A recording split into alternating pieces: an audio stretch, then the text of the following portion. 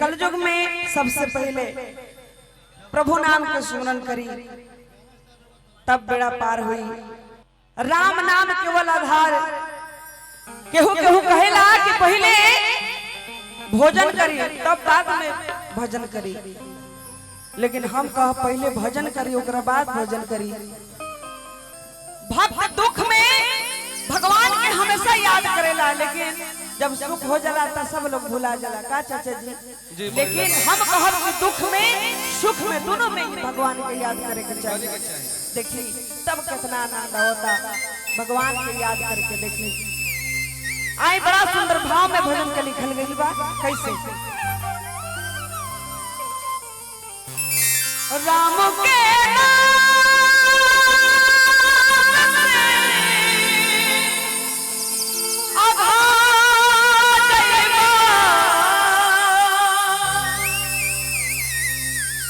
राम के नाम से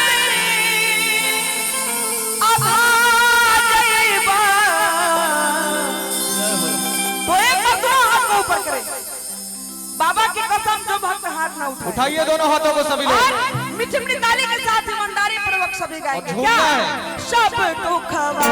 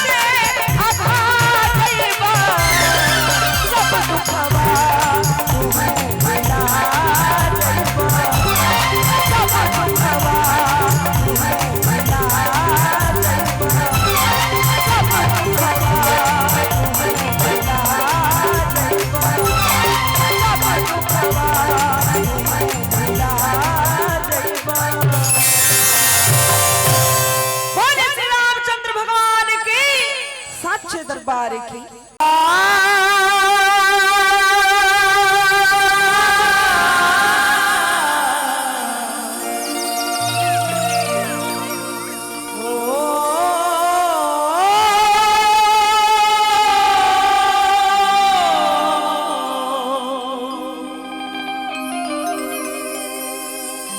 सरदा भवानी राख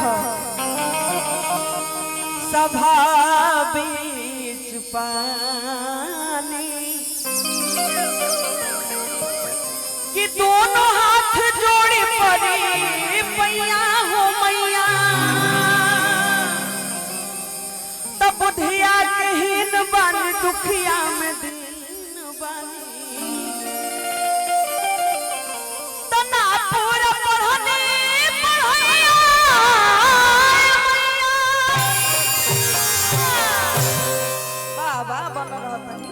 मजाक में। गुरुर ब्रह्मा गुरुर विष्णु गुरुर्देव महेश्वरम गुरु साक्षात परब्रह्मा तस्मै श्री गुरुवे नमः। आदरणीय भक्त वत्सल बंधु, इस घोर कलयुग में सीता सावित्री नर्मदा के चलित को चरितार्थ करने वाली कलयुग की देविया, तमाम उपस्थित भक्तजन इस महाबलिष्ठ हनुमान जी के चरणों में मैं पूनम शर्मा कोटि कोटि नमन करते हुए तमाम उपस्थित भक्तजनों को नमन करती हूँ और सादर प्रणाम करती हूँ। बहुत बहुत धन्यवाद हमारे भाई, बहुत ही अच्छे गायक आप हैं संजय प्रेमी जी, जिन्होंने बड़े श्रद्धा से बड़े ही दिल से हमें याद किया है आपने। बहुत बहुत धन्यवाद आपको। और हमारे इस मंच पे हमारे आदरणीय बड़े भैया बिट्टू भैया, जिनसे मैं 8-9 साल बाद मिली हूं, लेकिन आपको दिल से याद करते थे, आप ही याद नहीं करते थे। और हमारे विकास बाबू, रवि भैया एंड ग्रुप, सभी को बहुत बहुत धन्यवाद है। तो आइए ज्यादा समय नहीं लेते हुए चलते हैं भजन की ओर, इसलिए कि बहुत आप सभी देर से बैठे हैं। तो आइए जो जहां है वहीं से एक बार जोर से जयकारा हो जाए। आज आप सभी बहुत ही कीमती समय आप सभी ने दिया है हनुमान जी के चरणों में। हनुमान जी के प्राण प्रतिष्ठा मुरारी चौक शिवहर के जितने भी ग्रामवासी हैं सभी को बार बार प्रणाम पूनम शर्मा की ओर से। तो आइए एक बार जोर से जयकारा बोलिए हनुमान जी महाराज की, सच्चे दरबार की। क्या बात है।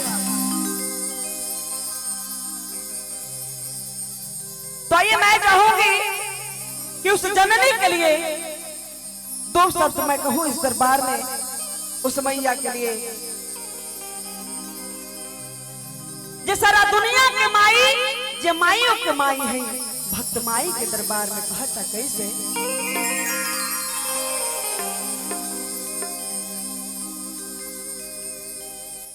सारा जग झुके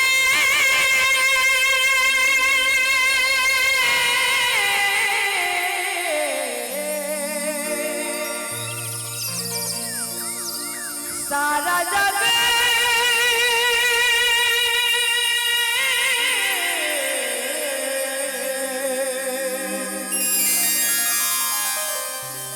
तो मैं ज्यादा परेशान नहीं करूंगी आप सभी को कि आप सभी ताली बजाइए या जयकारा लगाए, लेकिन इस भजन में बस एक बार कहूंगी जो जहां है वहीं से मीठी मीठी ताली से सेवा करते हुए अगर इस भजन को गाए तो बड़ा ही आनंद आएगा।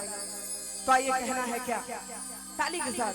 सारा जग झुके मैया रहुआ शरण, सारा जग झुके मैया रहुआ शरण, सारा जग झुके मैया रहुआ शरण, सारा जग झुके मैया रहुआ शरण। पूरा करे हर पूरा करे हर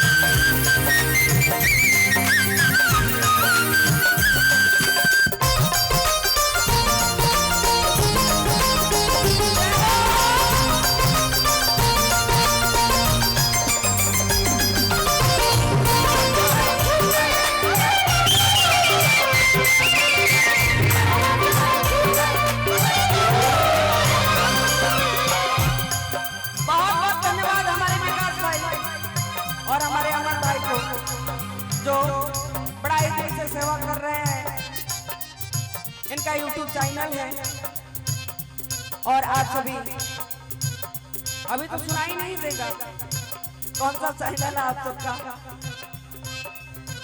रमिता फिल्म। क्या बात है, आप सभी जरूर सुने इनको और हम सभी को देखे आशीर्वाद प्यार दें। भक्तों ने कहा धान गरीब आवे रउआ दरबार में, रउआ जैसन केहू नाही माई संसार में।